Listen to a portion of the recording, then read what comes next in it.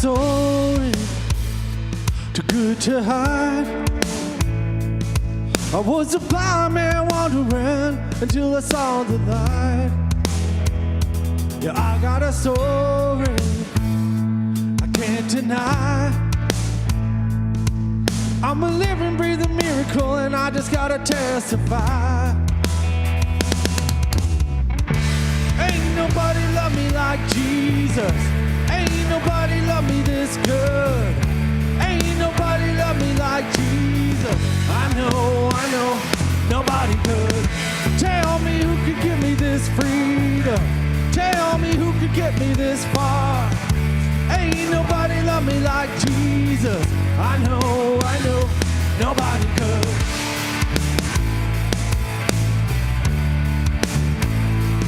Now I'm anointed to bring the news. Everything he did for me, I know he'll do for you. He gave me joy for the morning, for the ashes of crown. I'm a walking, talking miracle, and I just gotta let it out. Ain't nobody love me like Jesus. Ain't nobody love me this good. Ain't nobody love me like Jesus. I know, nobody could. Tell me who could give me this freedom. Tell me who could get me this far. Ain't nobody love me like Jesus. I know, nobody could. Ain't nobody. Pull me from the darkness. Save me by the blood. He raised me from the ashes. I know, nobody could. Break off every shackle, tear down every wall, set free every captive. I know, nobody could. Pull me from the darkness, save me by the blood, raise me from the ashes. I know, nobody could. Break off every shackle, tear down every wall, set free every captive. I know, nobody could. Ain't nobody.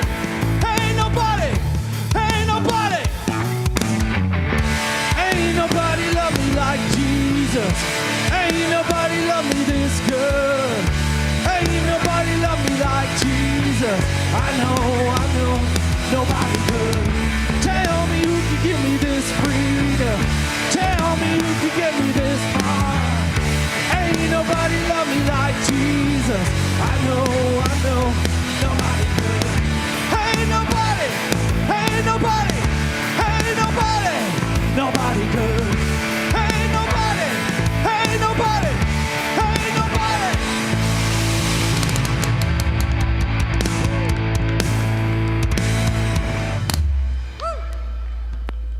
Good morning, 4 Point. How are we all doing this morning?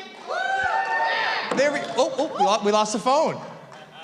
It's all right. My name is Stephen Skinner. I'm one of the pastors here at 4 Point, and I'm up here with... Hi, guys. I'm Sonia. Good morning. See, you know what? If you drop food on the ground, does anyone ever done the 5-second rule? All right, so this counts the same when you're supposed to be on stage. So a couple weeks ago, at the end, I don't know what I was doing out in the lobby, doing something or whatever here. So that food was sat there a long time. But this is the 5-second rule. So you know what? She's good. It's all right. We lost the phone and all that. But anyway, if anyone knows 4 Point, we are a community of faith, hope, and love, helping people find their purpose. Because we believe you were created on purpose. For a purpose. And we want to be part of that story any way we can. We were just laughing right beforehand coming up here that Sonia led the way. Well, you could tell them what you did Thursday. Well, if you were here on Thursday, you know I was all by myself, and it was the first time, and I totally fumbled it. I had rehearsed it 10 times before. But, you know, I got nerves, so thank you for bearing with me on Thursday. Yes, and if anyone knows that I said, you know, when you do the little on purpose, for a purpose, first time I think we did it was with the family in Spain last year. Kylie, how many times did we record it? maybe like 30, 40 times, 30, 40 times. I'm like, purpose. Anyway. We love you guys. Are we releasing kids? Oh, yes. Miss Eileen is in the back with the kids. If you're a kid, go join her. Go upstairs and have some fun. If you're new here, we want to welcome you. Thank you for coming into a new family of faith, whether you're here in person or online for the first time. Again, thank you. Don't leave here today without your free gift. We have at the Welcome Center, the blue little table, Mama Skinner's banana bread, and then just a little bag of goodies. We also want to send you something in the mail.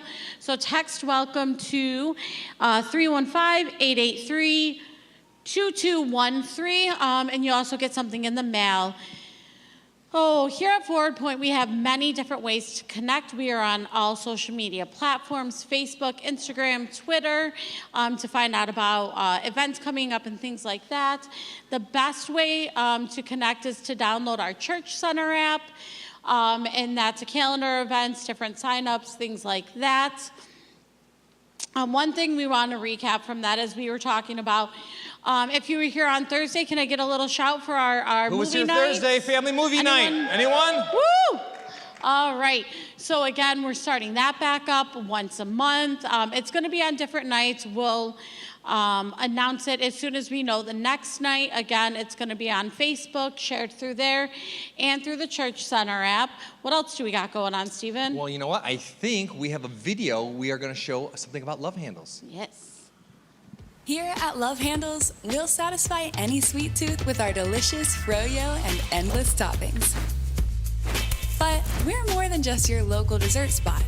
We're a place for community, a place to hold your next event, a place to smile, and a place to have fun. So come in and grab a cup. Fill it with one of our many delicious flavors and choose all the toppings you want. With every cup of froyo sold, 8% will be donated to a local charity of your choice. Because at Love Handles, we serve more than just froyo. We serve the city. Is that not an amazing video? Woo! Wow, I think, again, we'll give a shout out to Austin and his video team. They got to know Jimmy. I think he even lives on Forest Hill, and they wanted to bless Love Handles, but talk about an amazing video that I'm sure we'll promote. But yeah, I want to say, before I know Sonia's going to share a little bit about an event coming up here at Love Handles, that again, Love Handles, if you don't know, 2500 block of James Street, 1 block away from the Palace. If anyone hasn't been there, who does not love froyo year-round? Toppings bar, and I think people even forget that there is an entire free arcade in the back to play games.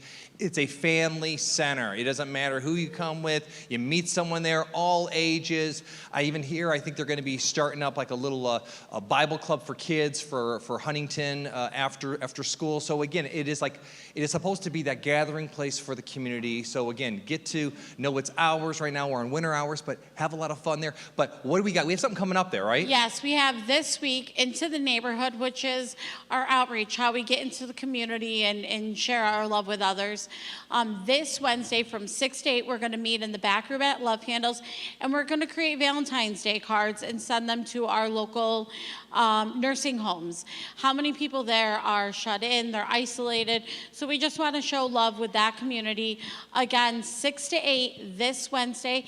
If you need more information, you can talk to Carol and Chazlet, are going to be heading that up. But again, join us. It's Waitlist Wednesdays there, and then we'll just love on the community again and have some fun. Calories don't count on Wednesdays, right, guys. Yes. Calories don't count. So, life groups, real quick. We're going to chat about life groups. Again, over the last couple of weeks, we had our little progressive dinner through the different life groups. I think there's like 4 different groups that meet currently. Who knows? They're always popping up and starting new ones here. I think they happen on Tuesdays and Wednesdays. You can get more information on the Church Center app. Talk to someone. Talk to me, Jimmy, I think Lois, Joe and Carol lead one. Anyone else I'm not aware of. There's all these little groups popping up, and it's awesome. But again, get into a life group. This is where life really, truly can transform. in a circle in a living room, not necessarily in rows. So it's something that's awesome. We've been kicking it off. We had an awesome time at Mike and Laura Cook's. Again, it was just great. They had everyone over for dinner last week, so we had 2 rounds of dinner back-to-back weeks, and it was just a great time to meet with people. How did yours go this week? Ours went well. Tuesday nights at Jimmy's house. We have dinner every night, or every week, and it's amazing.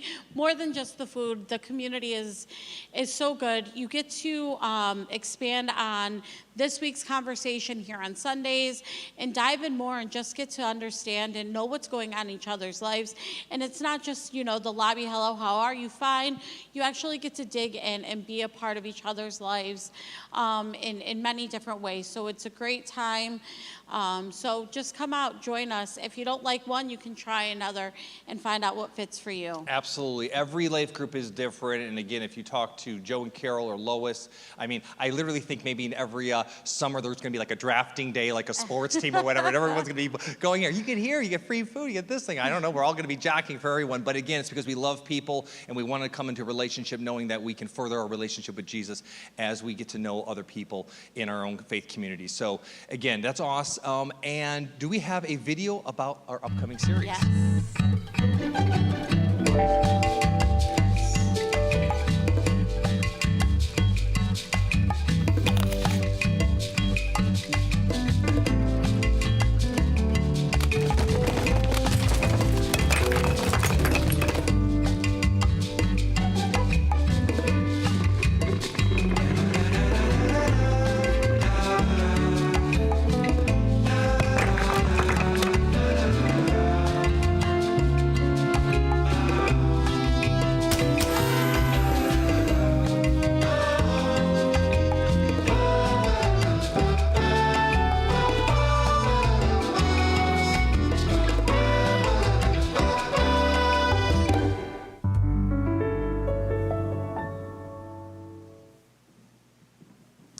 All right, it is February, and I know everyone tends to cringe and run out the door February, but I'll tell you right now, we have always at Forward Point never strayed away, even from maybe topics of conversation that maybe make people feel uncomfortable, but it's because we love people and we love God. We want to share. We do the month of February every year about relationships, marriage, dating, and again, I just want to point out my own little disclaimer here. This is not a month to point the finger at anyone, make someone feel uncomfortable. This is about God's design for relationships, and I'll tell you right now, my little take on it, being that I've been here a little bit at Forward Point, that not only February is an amazing time to get to know if you're in a relationship, maybe you just come out of one. Who knows, maybe you don't want to be in one. You learn something, because remember, we will learn a lot about our relationship with God as we're learning about relationships with others. So whether you want to be in a serious relationship with someone or not, you will learn a lot about your relationship with God, and you will be able to share that with other people. Any thoughts you have on it, Sonia? So I actually came to Forward Point for the first time in February last year, so I'm coming up on my year anniversary, and I came into the relationship series. I was in a relationship, but it wasn't the right one, so that was kind of exciting to learn more. And had I been brand new to a church and not known a church experience, hearing Jimmy talk about belly button to belly button time, I may not have come back, but I'm telling you, I am so glad I did, because there was so much more than that. And you really, truly, even if you're not married or you're not in a long-term thing, you learn about different things. So I'm so excited that I started with that series and was able to continue on. Yeah, so again, it is not, I know sometimes I get a lot of text messages, oh, I'm going to be on vacation for the entire month of February. No, so again, it is not a time necessarily to go on vacation. You will not be judged if you are going to take the whole month off, but in the same sense, we would love for you to be here, love for you to learn something. Again, you will learn something even if you're not in a relationship or you don't even want to be in one. You will still learn something about your relationship with God. So it's a great time. And if you do have children or older kids, again, this is something healthy to learn, not to judge, but to grow in our relationship with God. So we are going to have that the whole month of February. And with that, I think we're ready to continue on with our gathering. We'll see you in a little bit. Thank you.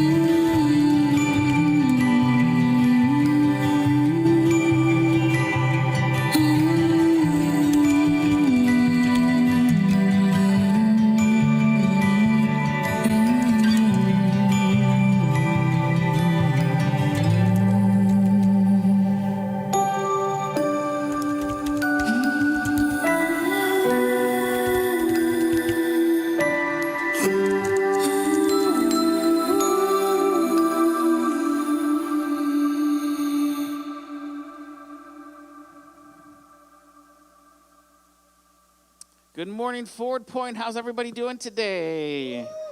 Yeah, it's so great to be with you. I tell you, every time that I'm together with you is just some of my favorite times. Sunday morning, and then life group, and then sometimes when I'm working at Love Handles, no rhyme or reason, but just all of a sudden there'll be like a whole flood of Ford Point people will come in and play games, and thankfully they will buy frozen yogurt. But it's just, those impromptu times, even all throughout the course of the week, I get all sorts of feelings of time with you, and those are by far my favorite times. This last week, as Sonia had mentioned, we did have our free family movie night. This is one of those things that we have not been able to do since before the pandemic. Before the pandemic, we would do these every month, and we would do quite the experience. Sometimes we hired characters. Sometimes we would do big, fancy, extravagant games. I mean, we would go all out, sometimes filling up and selling out here, and it was great to just kind of have this first one back to get our feet wet and kind of tiptoe back into this ministry that we provide the community. It was lots of fun to be able to be there. So if you were able to help out, thank you so much. Before the pandemic, this was kind of one of those things that I would get all the pieces together. I would make sure I would be here and do everything. And now that we have a frozen yogurt shop, and currently I'm the only one working over there, we were able to pull this off all with our volunteers. I was over there, and I was kind of biting my nails, wondering if the wall was going to collapse or smoke come out of the ceiling, but our team just did an amazing job to be able to put that together, to run it. Sonia, we're going to have you practice a few more times, I think. But it was a great time, and I just feel so proud to be able to have this be able to happen, and thank you so much. One of the other things that we used to do here at Ford Point pre-pandemic was have these family gatherings. Our family gatherings, what we would do is on the fifth Sunday of whenever there was a fifth Sunday, we would have everybody together for a family gathering. And we have not been able to do that since the pandemic as well. So we have been working together with the Kidmen to say, this is something we feel really strongly about to bring back as a part of Ford Point is our family gatherings. So we figured what better time to talk about it then on a fifth Sunday. Today's the fifth Sunday for January, and we want to cast some vision for why we believe in family ministry, why we believe in kid ministry, and I'm super excited for this morning and all the different places that we're going, because we can't really talk about where we're going as a ministry, as Forward Point here in Eastwood, without realizing that we have to talk about our responsibility in investing the next generation. You see, all throughout my short history here on planet Earth, I've seen all sorts of different kind of kidmin experiences. I've been a part of some of them. But even beyond that, there is a church history full of different kidmin experiences that have gone on before us. You may or may not remember, but hundreds of years ago, if you were here, you may have remembered, but there was no Sunday school.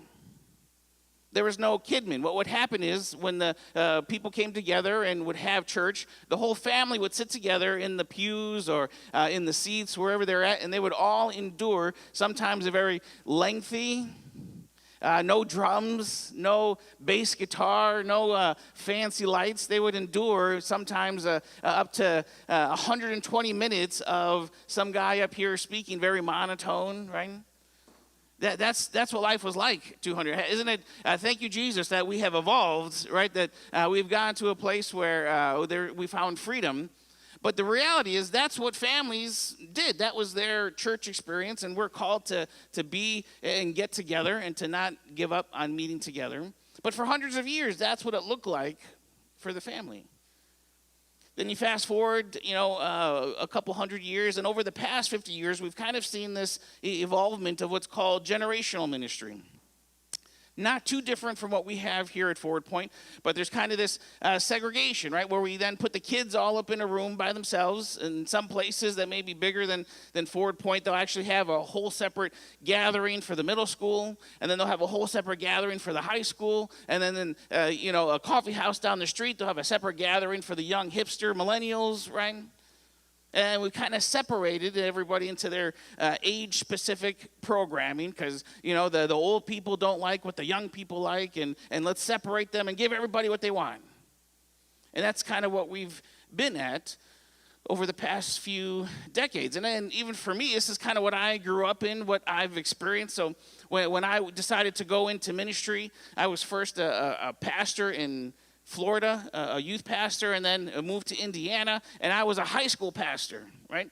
Because what I started to discover about youth ministry is that I was not a big fan of middle school kids, all right? If you're a middle school kid in here, I apologize. I don't mean to offend you, but I just don't have the crazy, bah! that middle schoolers tend to have. I was much more down to earth. Let's talk serious issues about life, and you start to get into that with high school students, right? Like you could do a series in high school about sex and dating, and all of a sudden, like everyone in the school is coming to youth group, and it's this huge outreach event, right? In middle school, you got all sorts of kids making funny noises while you're trying to talk, and it's just this big, huge thing. But what I discovered being a high school pastor is we had this issue that has only gotten worse over the years. And what we begin to discover, and you've probably seen, is that there's this trend happening that when a high school student graduates from high school, not only do they graduate from high school and go on to college, but what is beginning to happen more and more and more every year is that they are also graduating from their faith. A lot of students will graduate, go off to school, get exposed to maybe different things, have all sorts of freedom that they've never had before. So they graduate not just from high school, they graduate from their faith, and for a good majority of them, don't ever find themselves walking back, experiencing all sorts of pain and suffering, experiencing all sorts of things that I think about, man, when you have Jesus as the foundation and the source for your life, it provides safety nets from a lot of those things that we experience. So how do we combat this issue that we're seeing? That was kind of one of these things that I just deputized myself to figure out, and I did some research, and what I discovered is the number one thing that researchers began to say that helped fight this tendency for high school students to graduate from their faith was that they would experience and participate in a community of worship together with their families. And when I say worship, I'm talking so much bigger than just the time where there's a band up here and we're singing songs. That's one way for us to worship. But when we gather together, there's a worship involved. What we're saying is we're going to take out of our time to be able to give to God and focus and say, whatever God you would have for me, I'm going to submit myself to that.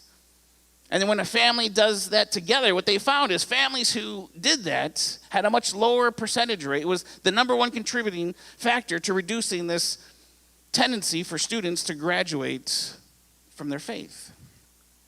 So maybe there was something to this whole, family coming together despite what was going up on stage, be it entertaining, be it boring, whatever the case, for a young person to see their family engage, to listen, to participate, it was doing something very formative. Even though a parent may look down the aisle and see their kid, slumped over and drool hanging out of their mouth one Sunday. That was me. I had a paper route, right? And so I had to deliver papers early on Sunday morning. And sometimes we would go to a church that was, we'll say anything but exciting. And I remember getting slapped in the back of my head a few times, right? Waking me up out of reality and snapping me back. But even when that happens sometimes, there's a much bigger picture of something happening, of something forming inside young people that you can't, quantitate or put your thumb on, but just the experience, that process of being together, experiencing together forms inside of us. So what we do here at Forward Point is we figure out, how do we allow our kids to participate, to be a part of what we do. It's a big reason why during the first song we want everyone together, because it's high energy, it's exciting, you can dance. Right up here, it's sometimes a little mosh pit of little people, right? Because we just want them to be a part of this bigger picture. We also believe it's important that there is some teaching and some elements that are curtailed to their specific age. But there's also an element that we do not want to throw out, that we want to have a part of here at Forward Point where we're doing things together. I love it. Our life group, Augustine, my second oldest, she will come in during our food time and eat the food, obviously, but then she doesn't leave. She will sit there throughout the entire discussion time. And I'm always worried because I don't know what some of these other adults say because I have some crazy people in my life group, right?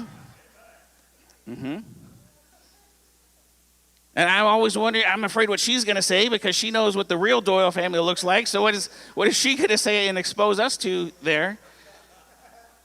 And my first tendency was to be like, Augustine, go in the other room. This is the big people time, right? But as soon as I was about to say those words, what I realized, like, really, do I put my money where my mouth is? Am I going to allow her to enter into, even at the wise, mature age of, is she 8? 8? Yeah, 8 years old. She's going to be 9 next month. This was a little, yeah, I know. We're getting to a transitional time, and everyone's numbers change, and I'm like, I can't even remember how old I am. So for the entire time we've started this year, and even over the past few months of the last season of life groups, she'll sit there on her own. I don't have to pay her. I don't have to bribe her. But she wants to be there. So we're going to take advantage of that. So this morning, what I wanted to do before, in a little bit, I'm going to have Kylia come up, and we're going to share a little bit about Kidman. But what I wanted to do is, it really stood out to me is some things that I saw in the Old Testament, really wrapped around this idea of what we talked about last week, when we talked about Caleb going into the promised land and saying, give me that land. What we see is Joshua, as he's leading these people, he's beginning to bring them into the promised land. And as he does that, there's something really big that just happens. The God opened up and parted the Jordan River, and they were able to cross through on dry land. And what he wanted to do was set up an altar, because what God did was amazing, and he didn't want anybody ever to forget about it. So this is how we pick up the story. It says, and Joshua said to them, go over before the ark of the Lord your God into the middle of the Jordan, right? The middle of the place where normally there should be water, but right now it's dry ground. And what I want you to do is, each of you is to take up a stone on his shoulder, someone from each of the tribes of the 12 tribes, and according to the number of the tribes of the Israelites, to serve you. And then this is why, because I want it to be a sign among you. Right? This is a moment in our life as a people where God has done something amazing for us to go into the promised land. And if we're not careful, it would be easy for us in maybe a few years, but let's be honest, sometimes in a few hours, to forget about the amazing thing that God just did for us in our lives. Have you been there before? It'd be really easy. So what we're going to do is we're going to make this altar, and it's going to be an altar created by 12 big stones from the 12 different tribes. We're going to put them together so that every time we see this, we're going to remember what God did, right? So that in the future, when your children ask, hey, Ma, hey, Dad, what do these stones mean? Why are they there? What's the big deal? I was swimming and going underwater, trying to see how long I could hold my breath to get from one side to the other, and I hit my head on these stones. Why are these stones in the middle of this river? And it's to tell them that the flow of the Jordan was cut off before the Ark of the Covenant of the Lord so that we could cross. And then when we crossed the Jordan, the waters of the Jordan were cut off, and these stones are to be a memorial to the people of Israel forever. Specifically because we want our kids to recognize and see what is going on with this, and for you to have an opportunity to tell about what God has done in your life. And when you look at this, the reality is that memorials are not a new concept in the people of Israel's life. This was a regular habit that God asked the people to do so they would not forget what God had done in their life. We see back in the life of Moses, right? Moses said this, these are the commands. This is right after God gave the people, Moses, the 10 commandments. Here in Deuteronomy 6, the next chapter, he says this. He says, these are the commands, he's telling my people, the decrees and the laws that the Lord your God directed me to teach you to observe in the land that you are crossing the Jordan to possess. So that why? So that you, definitely for you, your faith has got to be for you. It can't be just because you want something better for your kids because your spouse is doing it, but this is something for you. It's something for your children. And I'm also doing this for their children. so that they may fear the Lord your God as long as you live, by keeping all his decrees and commands that I give you, so that you may enjoy a long life. And this long life idea is super important because in our culture, we get really consumed about long life for ourselves, for having retirement, right? For having the best health so we can live as long as we can. And this idea that you see here is this generation, if you're taking notes, a long life is not measured in years, but it's measured in generations. You could live a super long life, be super healthy, have a super great retirement, but it's meaningless if your kids are not walking with Jesus. It's meaningless if your kids are far from the source of purpose in life. So when we think about living a long life, we have to kind of stick it in the washing machine of the Holy Spirit to redeem, to realize this life is not about what I can accumulate, about what I can live for, but it's about what I can set up my kids and my kids' kids, because that's the source. Generations, measured in generations.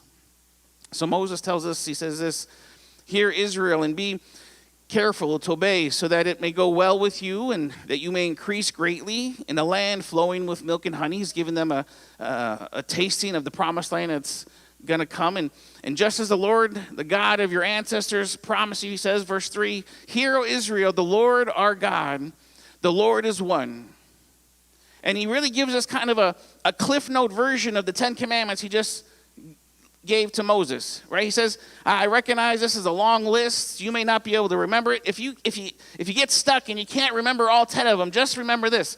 Your job," and this is in the Old Testament, forward point, "to love the Lord your God with all your heart, with all your soul, and with all your strength." All 10 of those things that I just gave you, I sketched on these stones, and I sent them down to you. If you get caught up and hung up and you can't remember what comes after 6, just remember this, and you won't depart from it.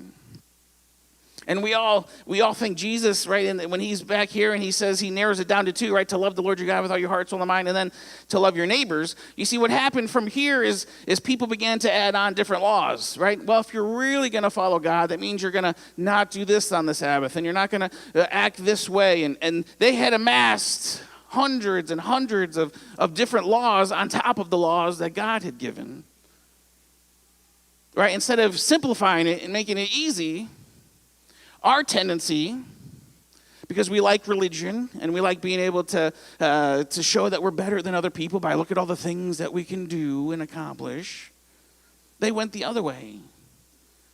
And Jesus said, "Man, you should have already know the first law is to love the Lord your God. And because you guys went the other direction, let me refine it even more, is that you're also then to love your neighbor as yourself." This is really what we were created for.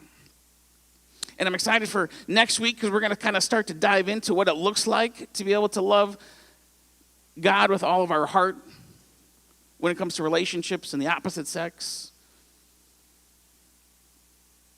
But our heart is to love God with everything that we have. And this is what Moses tells the people. So he says this, he says, "These commandments that I give you today, here's the key. Here's the success. Here's, if you really want to focus on having a generation where your kids and your kids' kids follow Jesus with all of their heart, follow God with all their heart, here's the recipe. Is that these laws, these commandments, this idea should be on your hearts. And what I want you to do is I want you to impress them, not just you when you wake up in your own devotionals, but I want you to press them also on your children. And this is how you do that, is that you talk about them when you sit at home. And when you walk along the road, and when you lie down, when you get up, right? This is implying, forward point, that you're sitting at home with your kids. The American family can be, in 2023, one of the most segregated places. You got kids in the living room on their devices. You got, dad in the kitchen probably eating something, right? You got mom in a different room. And everyone's in their separate places.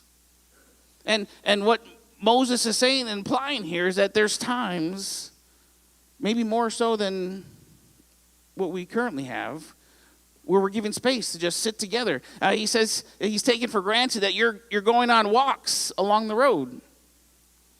Right? Think about for a second, how many walks did you as a kid take with your family? Think about for a second now, how many walks, if you have a family now of your own, how many walks do you go on? And there's a good chance that it's less, because there is a natural regression away from the family units doing things together. And Moses is kind of taking this for granted, that these are things that everybody does, to just talk about them when you're walking along the road and when you lie down, right? In this culture, everybody kind of slept together in the same room, right? Awkward, right?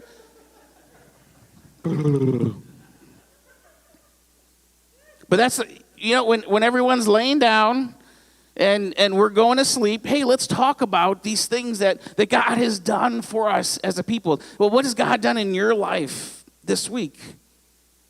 And Moses is just taking this for granted. And I read this and I think, man, this is like so far away from where I see my family and where I would want my family to be. So I can only assume that maybe the same is true for you and your family. Definitely the norm for families in our country, in our culture. So he says, and he goes on, he says, in addition to just talking about them, we're going to get a little cray-cray. He says, what I want you to do is I want you to tie them as symbols on your hands and bind them on your foreheads, right? Like now all of a sudden we're starting to attack my GQ status, right? Because the last thing I can do is walk around with all sorts of symbols of who God is on my fingers and on my forehead, right? It would probably be considered some kind of form of child abuse if I had all 4 of my kids walking into school, right? And they got like signs and symbols and all sorts of things about different things God has done in our life that they have attached to their fingers or wrapped around their forehead, right? The older 3, it may not be so bad. They go to a private school. But my youngest, Litley, actually, Litley would probably wear it with pride. She's kind of out there. She does not mind causing a stir, right? But in a few years, all of a sudden, it's going to be like, Dad, why are we doing this? None of the other kids do this. But remember last week, how did Caleb follow God? Wholeheartedly. Right? The gap between where I am and wholeheartedly, there's probably some things that are going to kind of ruffle us the wrong way. Like, are you serious? Is he even serious? Like, is this some kind of satire? Is this like legit something that he expects us to do? And the question can kind of get turned back on us, like, are you serious?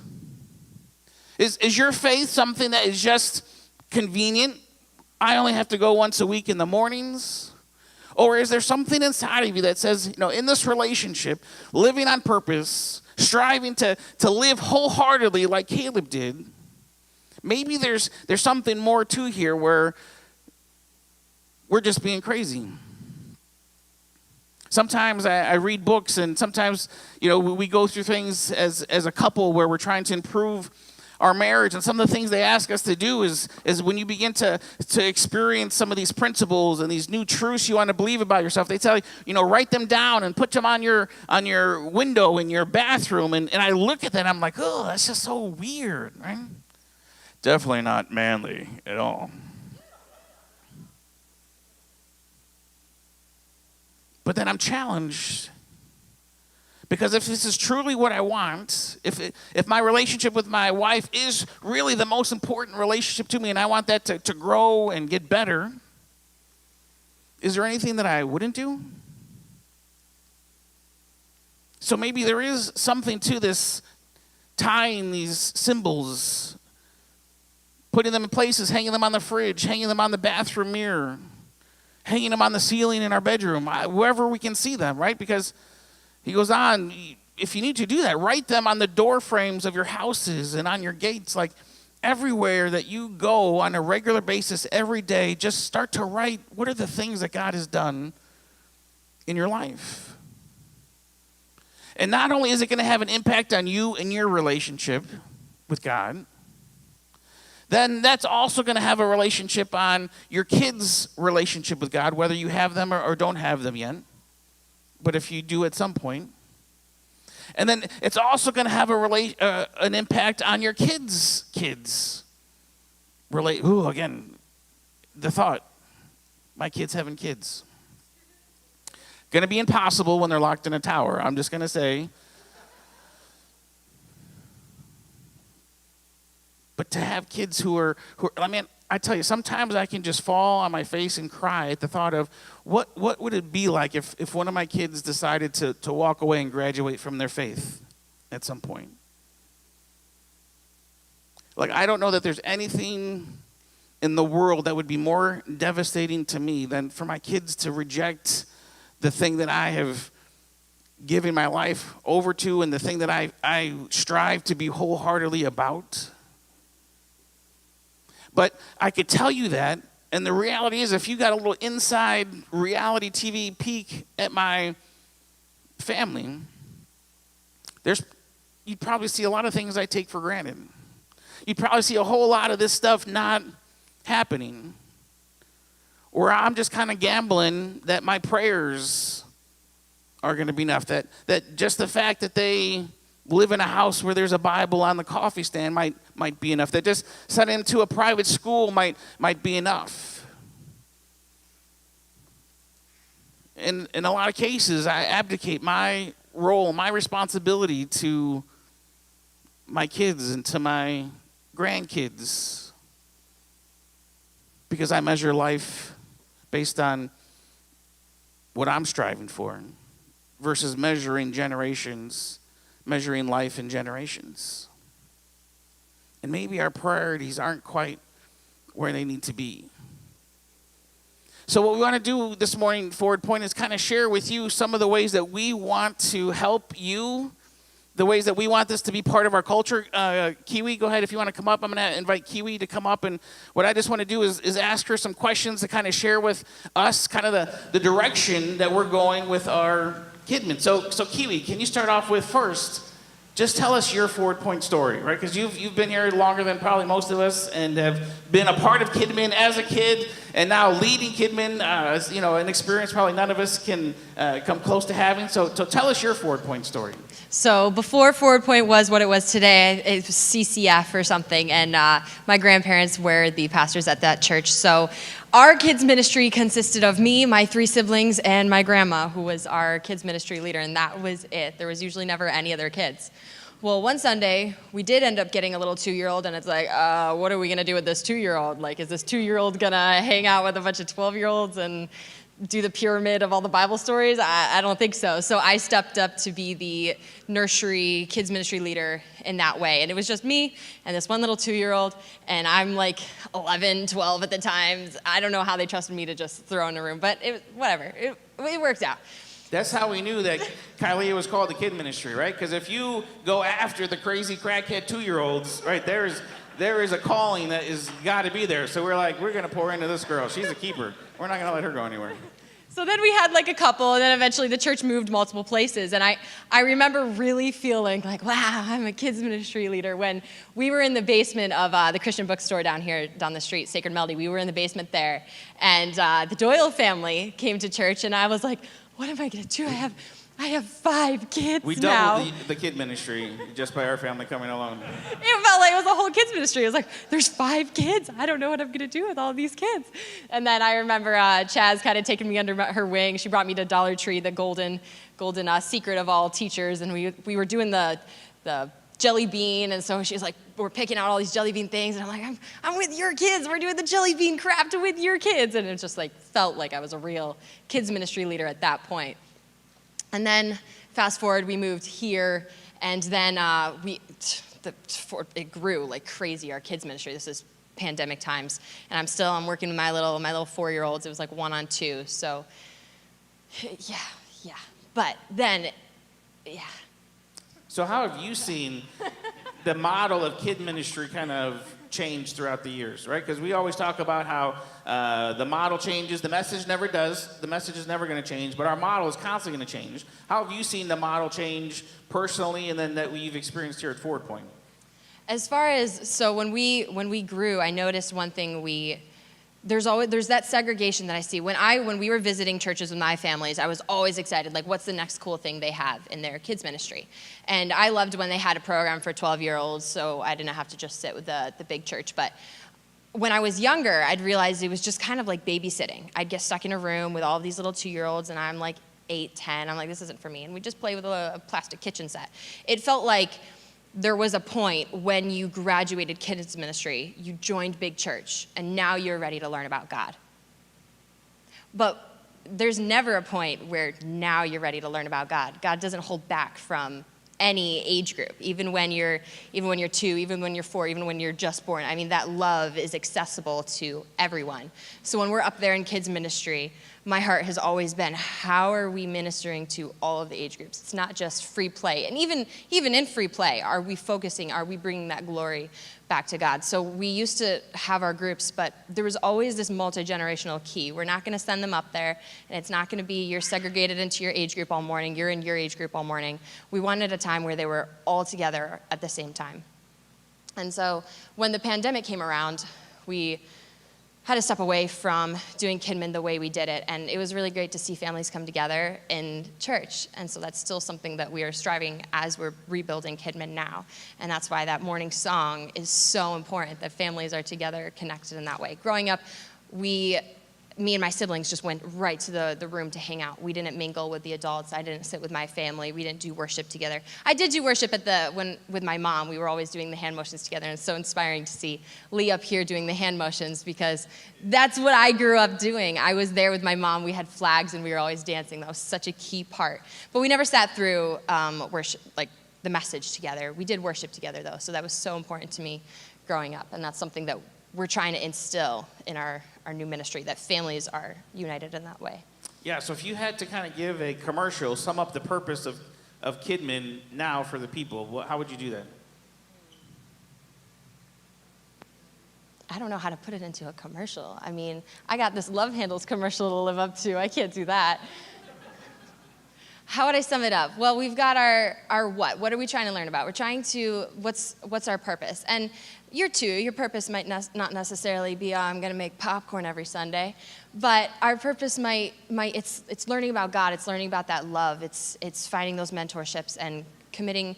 You have choices. I mean, even at 2 years old, you have choices. You're still making choices. So when we're up there, are we inspiring? Are we building our identity? Are we building our identity in who God is? Are we building our personal identity? So when I'm up there, I'm always trying to impress that role of who they are, and what is my purpose in life? What is their purpose in life? Yeah. Is there a certain story that maybe stands out to you as kind of encompasses why you do Kidmin, why you've seen it develop and morph into the way it is because of something that happened during Kidmin?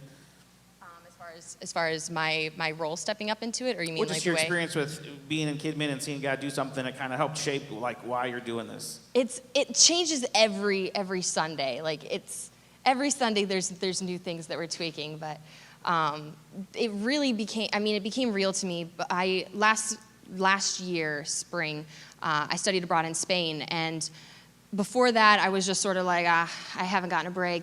I don't get the point. Like, sure, it's just kids ministry. Like, we're just hanging out. Like, no one cares. They just send their kids up there. It's just babysitting, so it's no big deal. I'm just going to leave for 4 months, and they'll all be okay. I'll come back in 4 months, and hopefully everyone will still be alive. But while I was gone, I didn't have a church I was committed to while I was in Spain. I would still watch Forward Point. It was like all these little ideas were still planting in my mind. Like, why don't we do this? What if we did this? What if kids ministry was this way? And I'm like, God, I'm literally here in Spain. There's no way I can do any of these things. Why are you giving me all these ideas? And then coming back, it was just like I'm not going to jump into it. Like, there's already people here. It's no big deal. But then the following Sunday, I was like, blah, we're doing it all. Okay, we're going to change all these things. We're going to do it this way. And there's been so many, like, every time we make a change, there's a why behind it. Like, like our purpose. What's the purpose behind the way we do things? And one, we wanted to have a multi-generational piece. Like how are we uniting the kids together? Because they're not just segregated, but I love seeing our older kids mentoring our little kids. And even the design of all of our purpose. I mean, we have our song down here, and that's our purpose. And we've been trying to have a focus point on family and bringing families together. So there's a purpose in the way that we do that. It's changed every week. I used to try to rebuild curriculum every Sunday so that I could keep the kids all together from point A to point B the whole entire morning. So we had 4-year-olds sitting there on the rug all the way through 12-year-olds.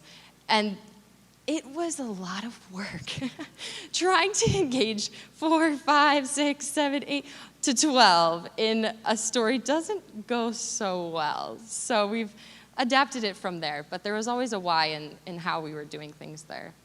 And then what would you say is a strategy that we're going to start using to help bridge this gap between kids and their parents? How do you see us beginning to connect families more to Kidman?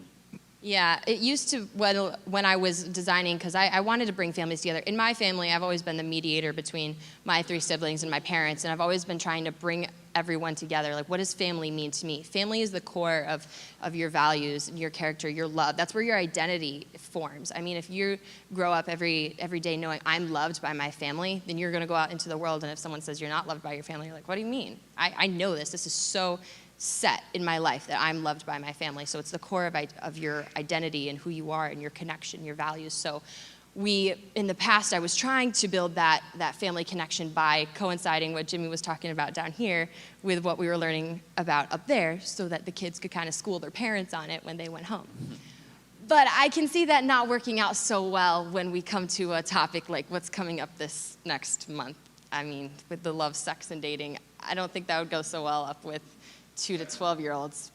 So we've switched from trying to connect those to how are we taking what they're learning up there? Because it's not like there's a difference between what they're learning up here. The message is all the same. It's all about love and that connection between God and us and loving God and serving. So it was a little hit to my pride because I like to build that curriculum every Sunday, but there's lots of resources out there that I'm trying to bring back in. So Life Church is one of those resources, and we don't call it homework, it's fun work. So we have fun work that they take home, and there's all these different activities that they can integrate into their week to build with that connection with their families. And if they bring it back, we've got a point system. So it's just a fun way to get them an incentive to get everyone connected in a family. Yeah, so what are some of the things they get if they accumulate enough points? Well, me and Jimmy were working this out, and he has little ones, so his ideas are gold. And we've got our little ones. That's because that's something I want to do for these points.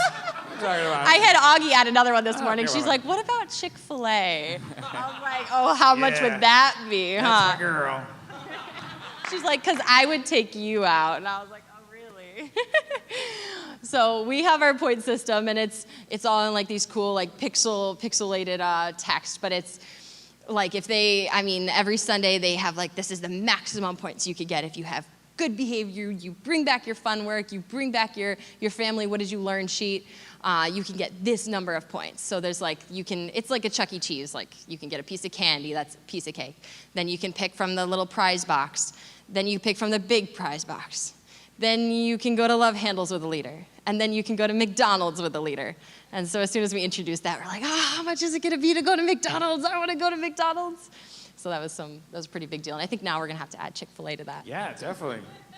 That's a heavenly status. Well, Kylie, we so appreciate your heart and your passion for what you're helping us do at Kidman. Can you guys just show some appreciation for everything that Kiwi is doing? Thank you so much. Yes. Yeah. I think what is amazing, it would be easy and what I've seen, it's easy sometimes for families to think like it's the role and the responsibility of children's church, the Kidman to raise up my kids to follow Jesus and be full 100% followers of Christ, right? And as being someone who spent a lot of years in youth ministry, there's a certain pressure, and then to hear about kids just graduating from their faith, you kind of feel like a failure. But the reality is like this is a team effort. It's a community effort. There's some things that Kylia and her team are going to be able to speak into your kids that maybe them hearing it from them from another perspective than what you do from home, the two of those together will help. But just expecting it to fall on their shoulders is not going to be enough. And you may be here and maybe you don't have kids and you kind of think, but this is a reality. It takes a village. Like, this is the entire nation of Israel together. If you have kids or not, it's important for us to be in generational ministry, to be thinking about the generations. So what I would love for you this morning, if you have kids or not, is to write down these ways that you can be a part of helping us here at Forward Point, having a long-lasting, life-changing kid ministry. And the first thing I'm going to ask you to do is I'm just going to ask you to be praying for the kidmen. All right? Right now, we have some very unique opportunities. We have some awesome, amazing, unique experiences. I mean, when was the last time you went to a faith community and was given popcorn and banana nut bread and sat in a theater, right? Like, this is an amazing environment to be able to have a faith community together with, right? But we also have one room where if we're going to grow, man, can you just look around and imagine if all these empty seats were filled with families? The Kidman team would probably go on strike because the one room that they have up there and what we're trying to do maybe with the kids area down here, like, it just does not feel like enough. So we need your help. We need you, kids or not, to be praying for the kid ministry and for God to provide here at Forward Point. I'll let you in on a little secret. We've been praying for a long time for the building next door, all right? This building next door was going to get demolished, and Stephen and a bunch of his friends and Augustine's butt crack went down to the community thing, and they fought to have it so it wasn't demolished. So Bank of America then remodeled it, but they don't really use it. And it's literally centimeters next to our building. And how amazing would it be to not just have awesome kid ministry programs on a Sunday morning, different rooms, but to have a daycare ministry throughout the course of the week, right? And I'll tell you, one of the most encouraging times in my faith was one day to walk over, and I went to Mama Skinner's house, and I don't even remember why I was there, probably to pick up food for some reason. And she just started sharing with me how she was praying for that building. And I had never once expressed that to her. I don't know, maybe Stephen had at some point, but to hear that vision and to hear that she was taking time aside to pray for that building would be given to us was so encouraging to hear someone else be stirred for the future of Forward Point. So I'm going to ask you if you would make it a point when you're praying to pray for the Kidman leaders, the Kidman resources and provision and future here. I'm also going to ask you to be encouraging to the Kidman team. Because as fun as Kylia makes it sound up here, okay, the reality is there's some crazy crackhead 2-year-olds up there, okay? I know this because I had one, and I'm not sure, I have actually had 4, but I think one of them is kind of stuck in that age description, even at the age of 4. Is she 4, Litley? Yeah, Litley's 4. She still seems like she's the crazy crackhead 2-year-old, right? But they need some encouragement. If you make it a point, anytime you see someone who works in Kidman, you just give them a high five and say thank you. Or maybe you're out and you're at McDonald's and maybe you pick up a gift card, not for them to take out one of their kids, but so they can just go out themselves. On second thought, don't make it for McDonald's. Make it for someplace nice, like, Texas Roadhouse or something like that. They probably don't want to go to McDonald's by themselves. But how can you be encouraging to this essential part of what happens here at Forward Point? For us, it can kind of be out of sight, out of mind, because we don't see them that often. But can you be a part of, again, whether you have kids or not, can you be a part of encouraging them here? And then lastly, I'm going to ask you to really consider, would you consider volunteering? Would you consider being one of the people who are choosing to pour into these kids?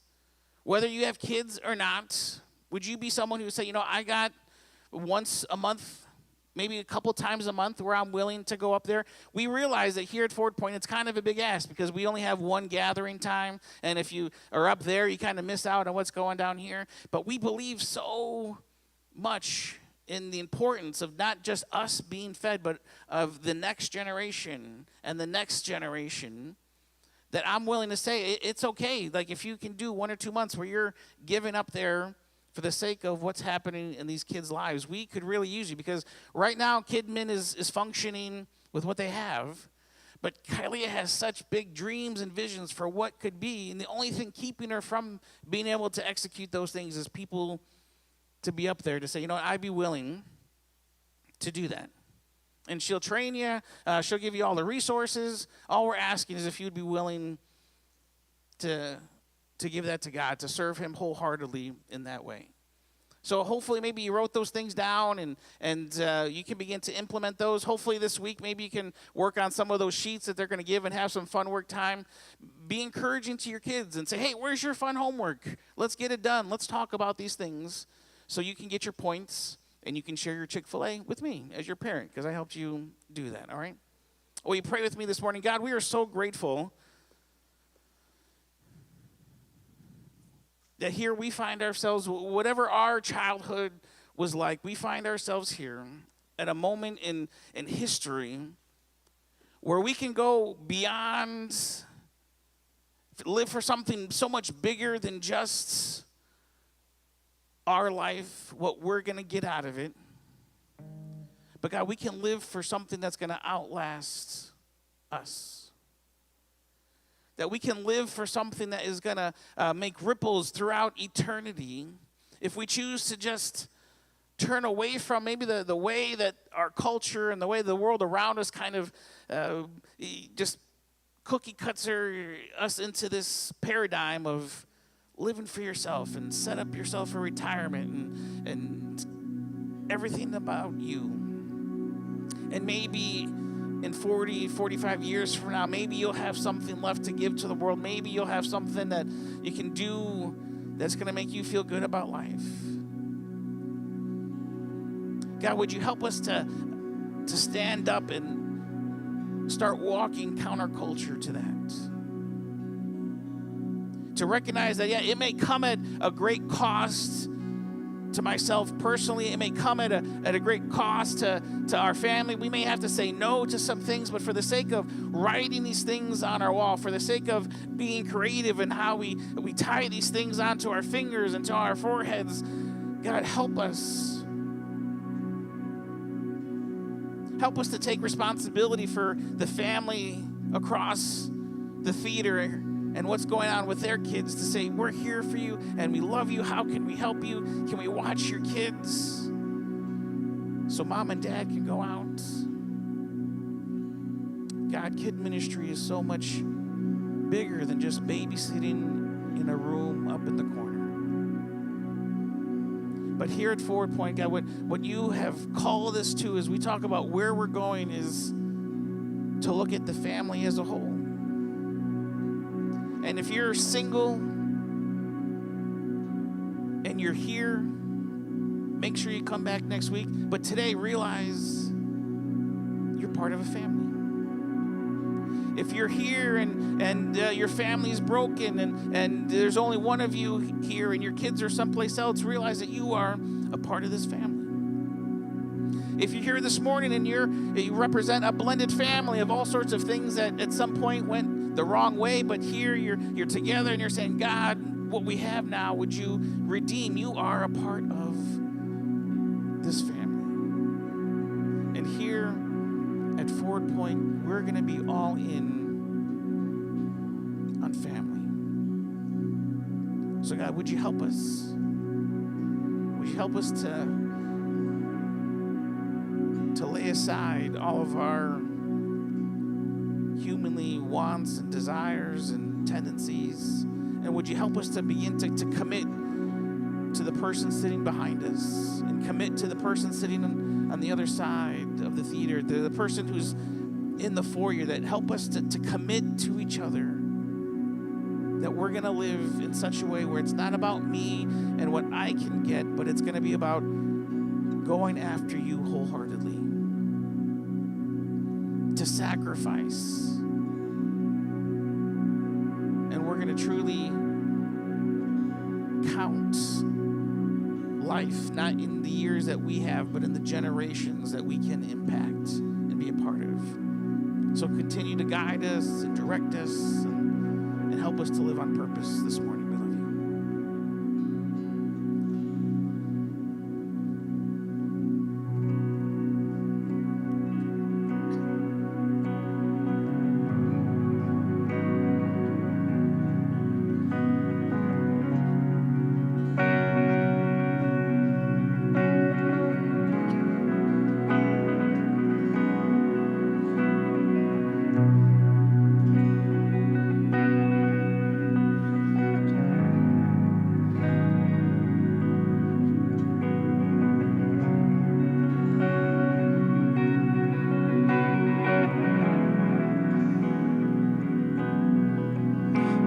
my words fall short. I've got nothing new. How could I express all my gratitude? I could sing these songs as I often do, but every song must end, and you never do. So I throw up my hands, I'll praise you again and again, 'cause all that I have is a hallelujah, hallelujah. I know it's not much, but I've nothing else fit for a king except for a heart singing hallelujah, hallelujah.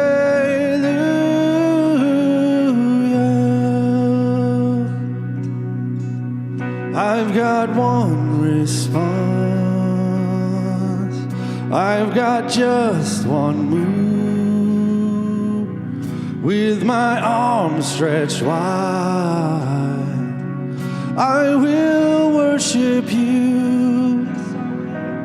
So I throw up my hands and praise you again and again, 'cause all that I have is a hallelujah, hallelujah.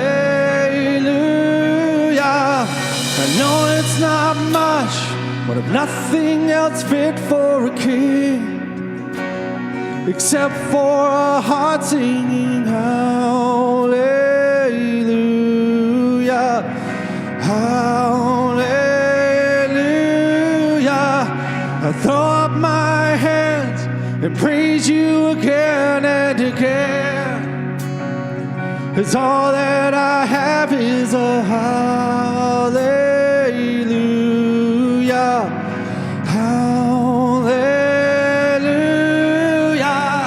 I know it's not much, but I've nothing else fit for a king except for a heart singing hallelujah,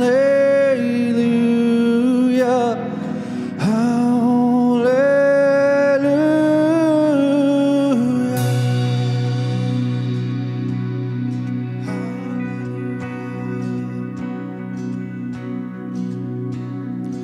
Come on, my soul, don't you get shy on me, lift up your song, 'cause you've got a lion inside of those lungs. Get up and praise the Lord. Come on, my soul, don't you get shy on me, lift up your song, 'cause you've got a lion inside of those lungs. Get up and praise the Lord. Come on, my soul, don't you get shy on me, lift up your song, 'cause you got a lion inside of those lungs. Get up and praise the Lord. Come on, my soul, oh, don't you get shy on me, lift up your song, 'cause you got a lion inside of those lungs. Get up and praise the Lord. So I throw up my hands and praise you again and again, 'cause all that I have is a hallelujah, hallelujah. I know it's not much, but I've nothing else fit for a king except for a heart singing hallelujah, hallelujah. I throw up my hands, I'll praise you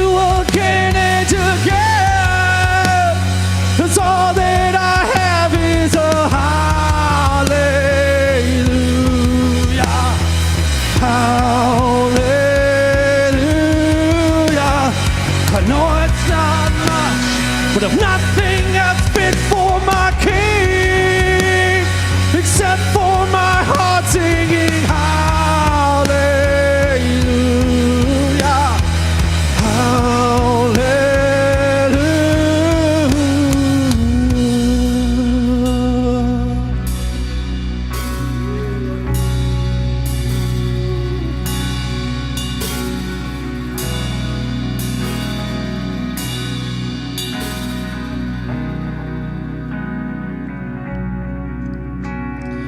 Come on, my soul, oh don't you get shy on me, lift up your song, 'cause you've got a lion inside of those lungs. Get up and praise the Lord. Come on, my soul, oh don't you get shy on me, lift up your song, 'cause you've got a lion inside of those arms. Get up and praise the Lord. Come on, my soul, but don't you get shy on me, lift up your song, 'cause you've got a lion inside of those arms. Get up and praise the Lord. Come on, my soul, but don't you get shy on me, lift up your song, 'cause you got a lion inside of those arms. Get up and praise the Lord.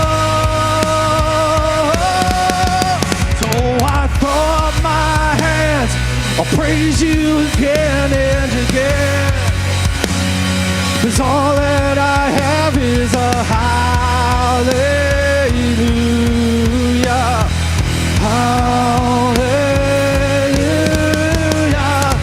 I know it's not much, but if nothing else fit for a king, except for a heart singing hallelujah, hallelujah. I throw up my hands, I'll praise you again and again, 'cause all that I have is a hallelujah, hallelujah. I know it's not much, but if nothing else fit for my King, except for my heart singing hallelujah, hallelujah.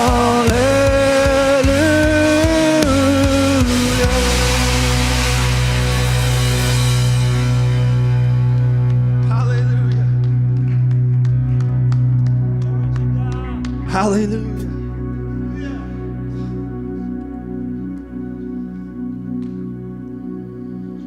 Thank you, Jesus.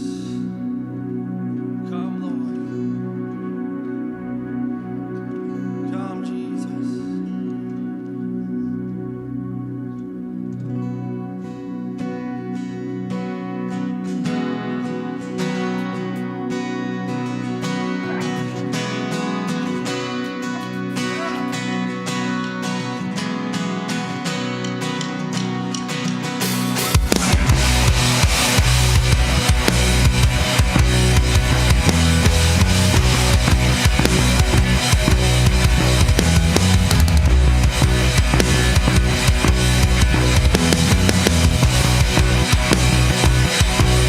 Oh, I searched the world, but it couldn't fill me.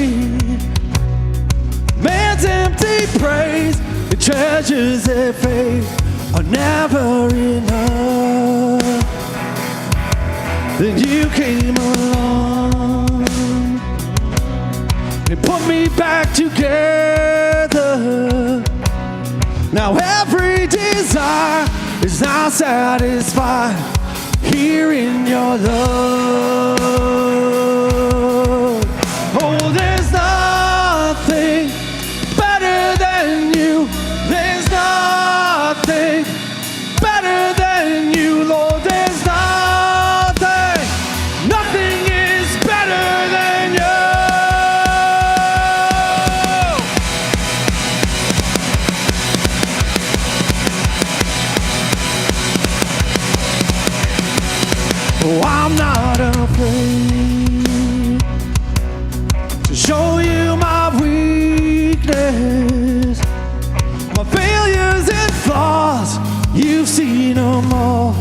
still call me a friend. 'Cause the God of the mountain is the God of the valley. And there's not a place your mercy and grace won't find me again. Oh, there's nothing better than you. There's nothing better than you, Lord. There's nothing, nothing is better than you. Oh, there's nothing better than you. There's nothing better than you, Lord. There's nothing, nothing is better than you.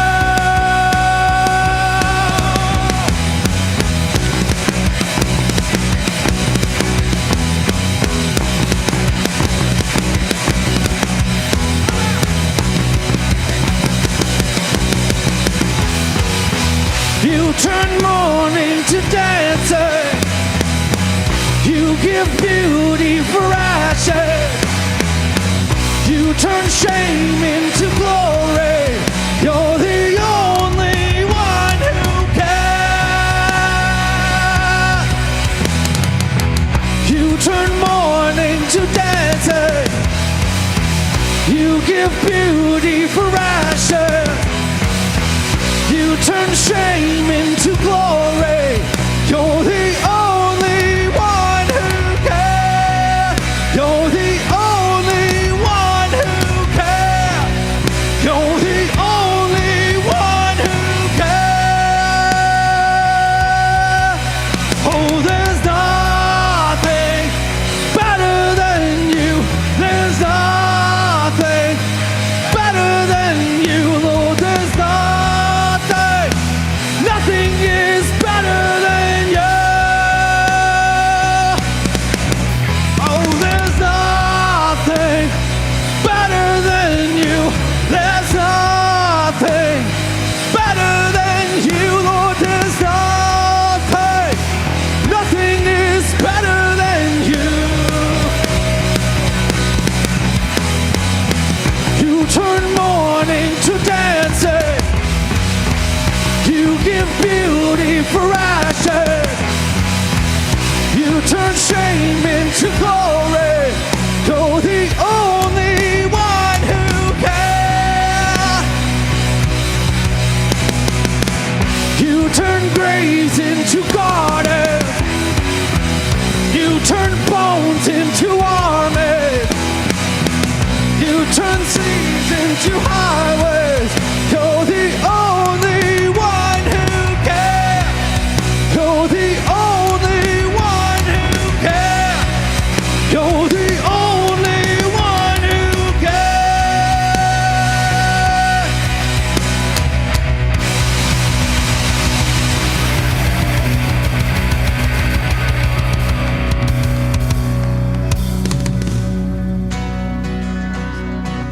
Come on. I need somebody to testify.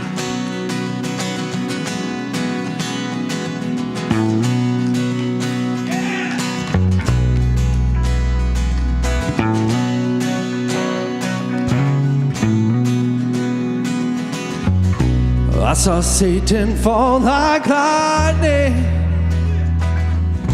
I saw darkness run for cover.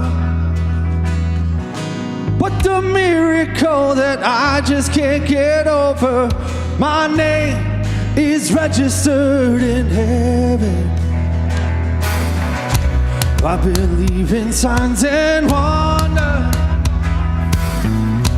I have resurrection power. Still the miracle that I just can't get over, my name is registered in heaven. Yeah, my praise belongs to you forever. This is my testimony from death to life. 'Cause grace rewrote my story. I'll testify by Jesus Christ the righteous. I'm justified. This is my testimony. This is my testimony.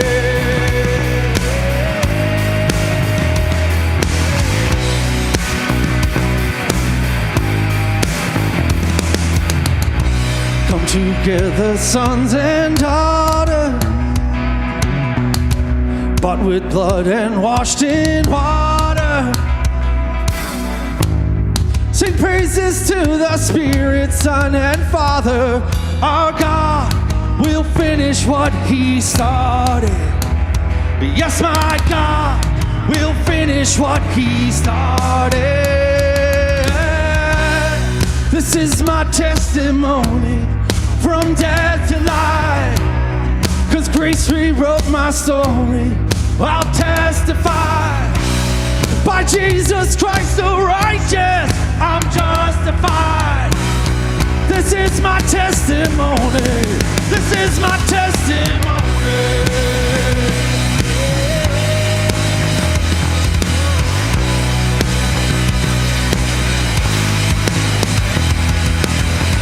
If I'm not dead, then you're not done. Greater things are still to come. Oh, I believe. If I'm not dead, then you're not done. Greater things are still to come. Do you believe it? If I'm not dead, then you're not done. Greater things are still to come. Oh, I believe. If I'm not dead, then you're not done. Greater things are still to come. Oh, I believe.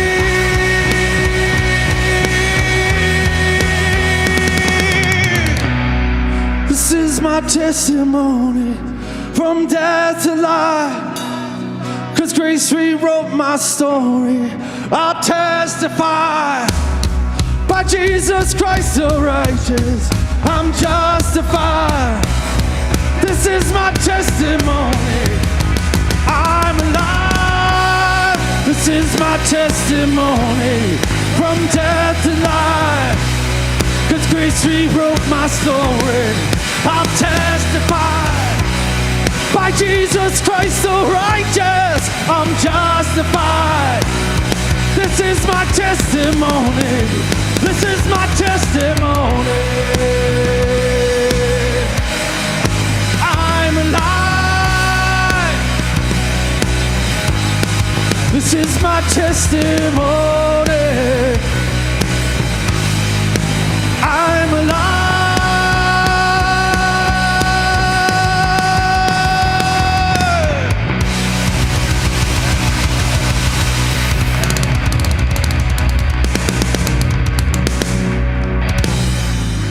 4 Point, it has been absolutely awesome being with you this morning. Sonia, anything spoke to you today? All right, I'll try to keep it short. Like I am. So many things stood out to me today. One, I'm very thankful to be part of this family. And going back to Kidman, I lived a life in my early age in a lot of chaos due to my family, but my roots and my mom's faith brought me to Kidman, brought me to older women's houses where there was Bible studies, and to VBS and to Awana. And I remember being 8 years old, maybe 7, 8 years old, saying the sinner's prayer for the first time with somebody not much older than Kylie and maybe even younger, and accepting Jesus into my life and having that foundation when life was chaotic through the years and knowing God was always there. So Kidman is not just babysitting. It really instilled those roots. Even if kids walk away, I wasn't in church a lot, but anyways, during some of my youth, but those foundations are always there. So the work that we do in our kids, it's there for years to come, and they will remember it, because standing here as 33, I remember being 7 years old and saying that with a teenager that took the time out of her day to be with us younger kids. So kid ministry is so important. It really does build that foundation and those roots. I learned it's totally okay to not know the ages of your kids.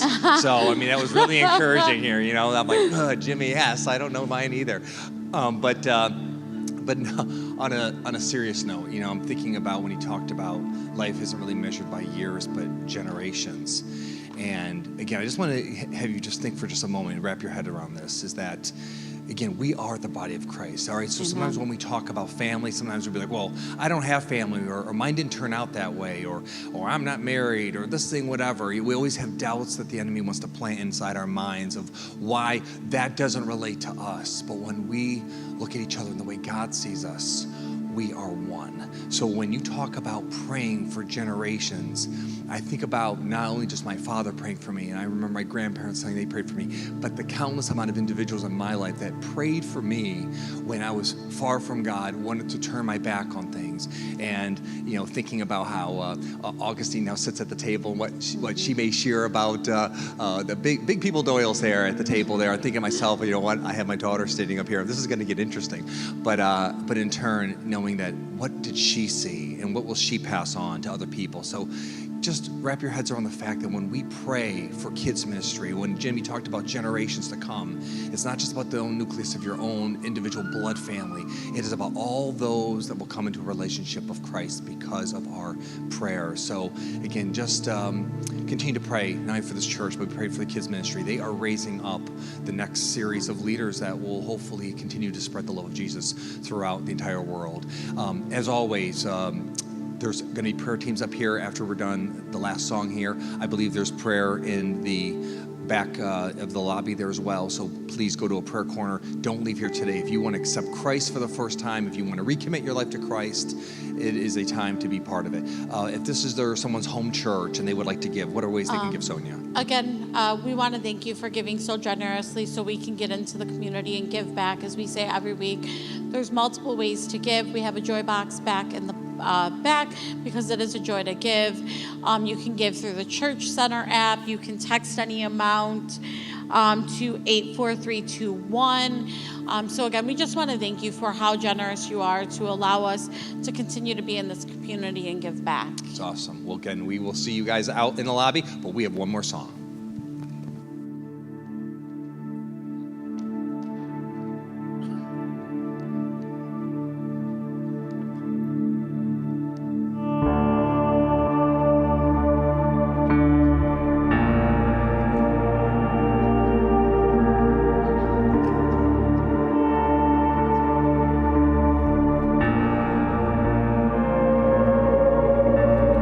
God of Jacob, great I am, King of angels, Son of man, voice of many waters, song of heaven's throne, louder than the thunder, make your glory known.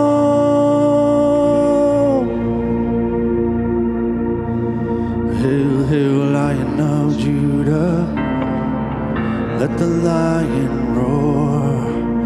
Hail, hail, Lion of Judah, let the lion roar. Hail, hail, Lion of Judah, let the lion roar. Hail, hail, Lion of Judah, let the lion roar.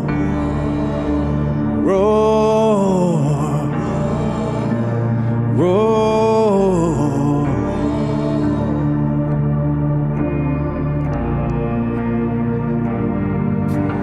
Pride of Zion, prophet spoke, our Messiah, flesh and bone.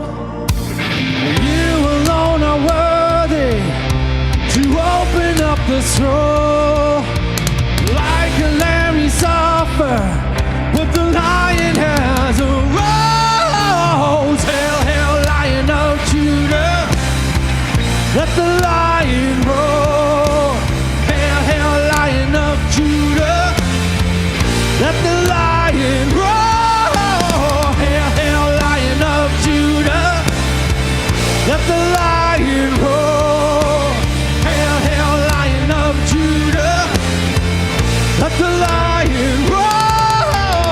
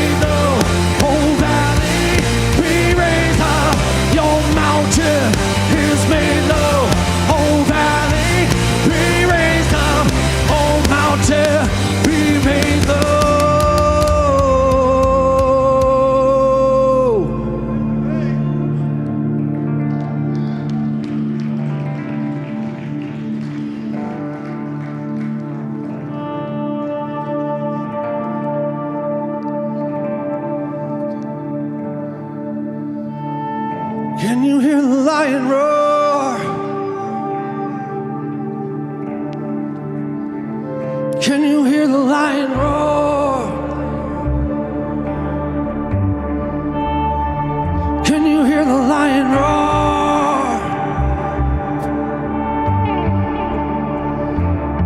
He's coming back.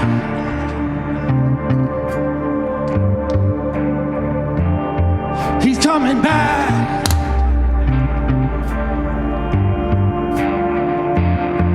He's coming back.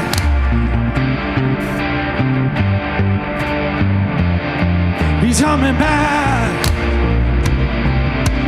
Ah, prepare the way. Prepare the way of the Lord. Prepare the way. Prepare the way of the Lord. Prepare the way. Prepare the way of the Lord. Prepare the way. Prepare the way of the Lord. Oh valley, be raised up. Oh mountain, be made low. Oh valley, be raised up. Oh mountain, be made low. Oh valley, be raised up. Oh mountain, be made low. Oh valley, be raised up. Oh mountain, be made low.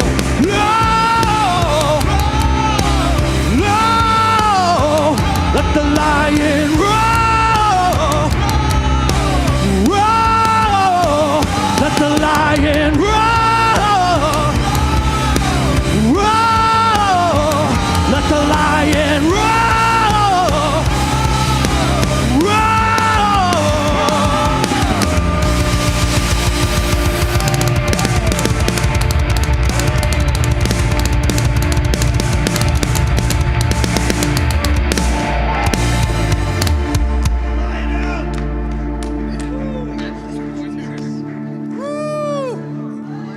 Let the lion roar. Oh yeah, I just blew my voice out. God bless you guys. We just are praying for more revelation of God's love. We are praying for more of His power evident in and around our lives. We're praying that for you and for us. We just pray a blessing on you guys this week. We love you. See you next week.